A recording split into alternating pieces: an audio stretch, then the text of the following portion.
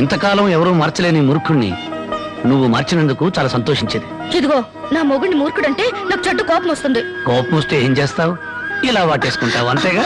ఉండండి, పాపంది. చూడు జానకి, ఈ రోజు నా కూలి డబ్బుల్లో నా బుజ్జి పాపాయికి 5 రూపాయల చాక్లెట్లు, నా ముద్దుల పెళ్ళానికి 5 రూపాయల పువ్వులతో పాటు ఈ సామాన్లు కొనగా ఇదిగో 30 రూపాయలు మిగిలింది. అబ్బా, ఈ లెక్కలన్నీ నాకు చెప్పాలా? మరి నా సంపద నా ముద్దుల పెళ్ళానికి కాకుండా పక్కింటోడి పెళ్ళానికి చెప్పమంటావా? చాలండి, స్నానం చేద్దరు పదండి.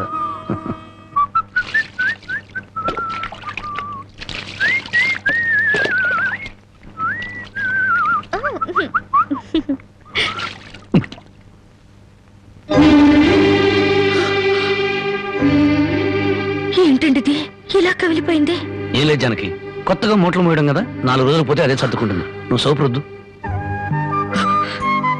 ఇప్పుడు రాజకుమారులా ఉంటే మీరు నా కోసం కూలి వాళ్ళ మూటలు మోస్తున్నారు.